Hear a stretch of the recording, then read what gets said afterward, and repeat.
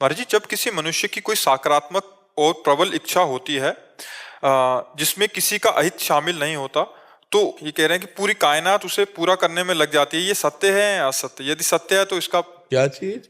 ये कह रहे हैं कि जब किसी की कोई सकारात्मक और प्रबल इच्छा हुई जिसमें दूसरे का अहित नहीं है, तो नहीं, दूसरे की अहित नहीं, लेकिन धर्मयुक्त है कि वासनायुक्त है, ये तो देखना पड़ेगा ना। और दूसरी बात है, तुम में उतना तप है, उस कामना के कायनात क्यों लग जाएगी?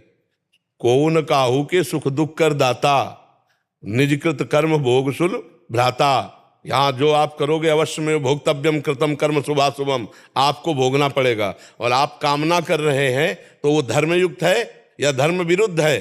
धर्मयुक्त है तो आपके अंदर उतना तप है कि नहीं उस कामना की पूर्ति के लिए, ये भी बात देखनी। धर्मयुक्त है, आप चाह कर रहे हो लेकिन आपके अंदर तप नहीं है तो आपको नहीं प्राप्त होगा।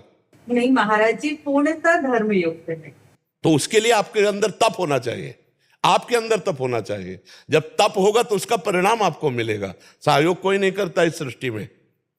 सृष्टि एक दुकान है, यहां से लेकर देवता तक जितने भी देवी देवता हैं, आपको उतना अनुष्ठान करना पड़ेगा जितनी आपकी कामना की पूर्ति का है स्वरूप। अगर नहीं तो फिर नहीं पूर्ति होगी। अगर पूर्ति हो जाती तो आपका पुण्य जमा है, उस पुण्य से हुई है, नहीं वर्तमान के अनुष्ठान से ही उसकी पूर्ति होगी। जैसे लोग कहते हैं मैंने भगवान से मांगा, भगवान ने दिया नहीं, क्यों दे दे? क्यों दे दे? आपने भगवान को क्या माना है? आपने अपनापन भगवान से क्या किया है? अगर भगवान का पूरा सृष्टि है तो तुमने अनुष्ठान किया उतना जितना मांगा, अनुष्ठान किया होता तो पूरा हुआ होता। अनुष्ठान करो, उससे पूर्ति होगी सकामता की। और अगर नहीं कि हम भगवान को अपना मानते तो मांगने की जरूरत क्या है? वो सर्वज्ञ है, वो सर्वशक्तिमान है। जितनी व्यवस्था कर रहे उसमें राजी रहो। जो ही प्यारो करे सोई मोहि भावे। तो दोनों सिद्धांतों को समझना होगा। हमारी बात समझ पा रहे हो? क्योंकि जहां प्रश्न कर रहे हो सीधे अध्यात्म का उत्तर है। मर्जी उतना तप करना पड़ेगा। हाँ, साधन ऐसे मिल जाए तो फिर सब भगवान के हैं। भगवान सबके बैरी हैं क्या? इनको दे देंगे और दूसरे को नहीं देंगे?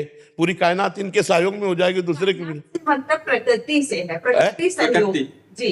प्रकृति सहयोग थोड़ी करती है। प्रकृति किसे कहते हैं समझो? आकाश, वायु, अग्नि, जल, पृथ्वी। तभी सहयोग होगा जब तप होगा, इसके अलावा नहीं। इसके अलावा हमें बताओ ना, सब चाह रहे, सब कामना कर रहे, सबकी पूर्ति हो रही, प्रकृति सहयोग कर रही क्या?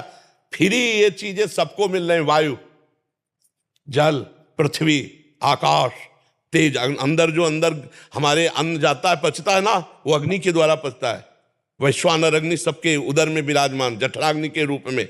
ये सब प्रकृति का अपना सिस्टम चल रहा है। हमारी जो कामना है उसमें जब तप है, भजन है, साधन है, तो हम प्रकृति रूपी दुकान से ले सकते हैं, अन्यथा नहीं।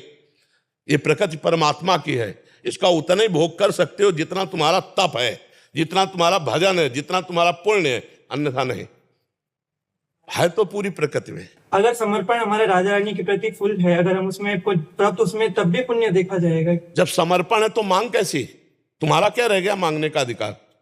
तन समर्पित, मन समर्पित, प्राण समर्पित, अपना सर्वस्व समर्पित, तो जो राखत हो त्यो रहिए, तो हरी मांग कैसी?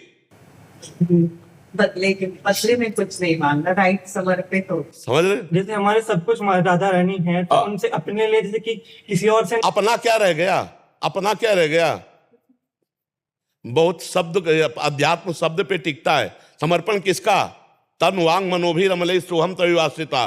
शरीर का, मन का, वाणी का, अपने का। जब अपने का समर्पण, तो मांग किसके लिए? वो खुद जिम्मेदार हैं।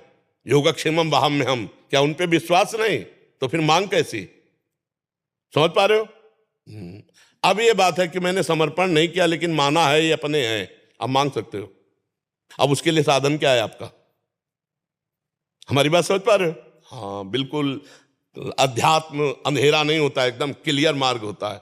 और उसमें किसी के क्यों में तर्क नहीं चलता, सीधा हिसाब किताब है। समझ पा रहे हैं आप? समझ नहीं सकी?